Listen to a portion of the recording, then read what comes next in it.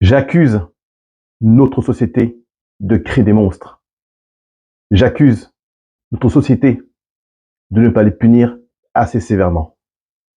Je vais vous parler de l'histoire horrible de Chayna, retrouvée morte, brûlée, calcinée de plusieurs coups de couteau dans le ventre tandis qu'elle était enceinte. On est en octobre 2019. La police reçoit un coup de fil anonyme par rapport à un cabanon qui a brûlé. Cela fait 2 jours que le cabanon est complètement calciné, mais ce n'est que 2 jours après qu'on prévient la police qu'une fille, ou du moins qu'une personne, se trouve dans le cabanon, complètement mangée par les flammes. L'histoire de Chayna, c'est l'histoire de plusieurs sonnettes d'alarme qui ont été tirées et qui n'ont jamais trouvé d'écho. C'est l'histoire d'une fille dont les malheurs augmentent crescendo jusqu'à arriver au jour abominable. Chayna sortait avec quelqu'un. À 13 ans, elle est victime d'un viol collectif.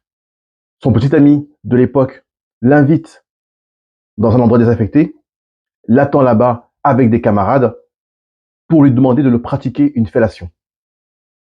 Chose qu'elle refuse, bien entendu. Et alors les complices abominables viennent la saisir et la violent à plusieurs.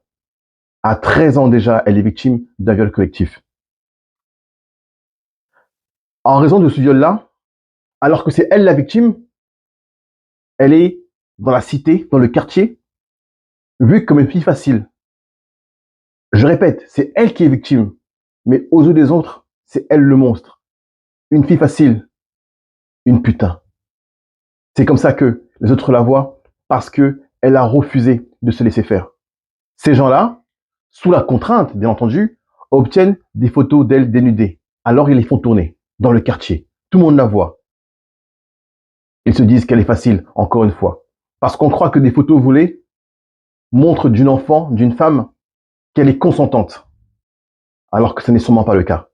Ce même petit copain, qui déjà l'avait fait souffrir, et qui pourtant avait une interdiction de l'approcher, car le jugement de cette affaire était en cours, se permet quand même de la retrouver et en 2019 de la tabasser. Son malheur continue. Comme elle jouit d'une mauvaise réputation, elle rencontre un nouveau copain à qui elle donne de l'espoir pour une nouvelle relation. Mais celui-ci avouera qu'il s'est rapproché d'elle en raison justement de cette réputation. Parce que pour lui, c'est une fille facile. Et il se dit, tiens, je vais me faire une fille facile tranquillement. Chayna, par la suite, tombe enceinte de cette relation. Elle le partage à son petit ami. Elle lui dit qu'elle veut le garder. Elle sent la vie pousser dans son ventre. Et elle, qui a eu une enfance tellement déchirée, se sent l'envie, le besoin et le devoir de protéger cette vie qui commence à pousser en elle. Bien entendu, son copain n'est pas du même avis. Lui, il voulait juste coucher avec elle. Rien à foutre des grandes idées féminines. Rien à foutre du fait qu'elle soit enceinte. Rien à foutre de la vie. Forcément, ça met beaucoup de problèmes dans la relation, beaucoup de tensions, beaucoup de colère. Son petit ami, délinquant, bien sûr, n'est pas de cet avis-là. Le jour de sa disparition, ils ont échangé plus de 122 SMS. Où ce monsieur, bien sûr, la force à vouloir avorter, tandis qu'elle, elle a espoir de garder cet enfant. Bien sûr, elle est trop jeune. Bien sûr qu'elle ne se rend peut-être pas compte de tout ce que ça implique d'avoir un enfant. Mais qu'importe, elle a tant souffert qu'elle ne veut pas faire souffrir un autre. Alors, il lui donne rendez-vous dans ce cabanon. La transperce de plusieurs coups de couteau. Tandis qu'elle est à l'agonie, il asperge d'essence et l'enflamme. L'autopsie, par la suite, révélera qu'elle a inhalé de la fumée. Alors, qu'est-ce que ça veut dire, inhaler de la fumée? Ça veut dire qu'elle a brûlé, étant encore vivante. Et qu'elle a respiré les propres fumées qui s'échappaient de sa peau, de ses vêtements, de sa chair. Elle a agonisé avant de mourir. Alors, le procès débute aujourd'hui et pour une semaine. Il est mineur, ce garçon.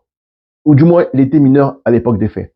Alors, il avait 17 ans. Moi, je crois, mes amis, que même à 17 ans, quand on commet un crime aussi horrible, je ne pense pas qu'il faille faire deux mesures, qu'il faille le juger comme on juge un enfant. C'est un homme à 17 ans. C'est un garçon, un adolescent certes, mais conscient de chacun de ses faits et gestes. J'espère qu'à l'issue de ce procès, s'il est déclaré coupable, parce qu'il bénéficie bien sûr encore de la possibilité d'être innocenté, bien que les preuves sont accablantes à son encontre. On a même retrouvé des blessures sur lui, des blessures de feu qui prouvent qu'il a enflammé la personne. J'espère qu'il sera sévèrement puni et qu'à un moment donné, on ne considérera pas que c'est un enfant.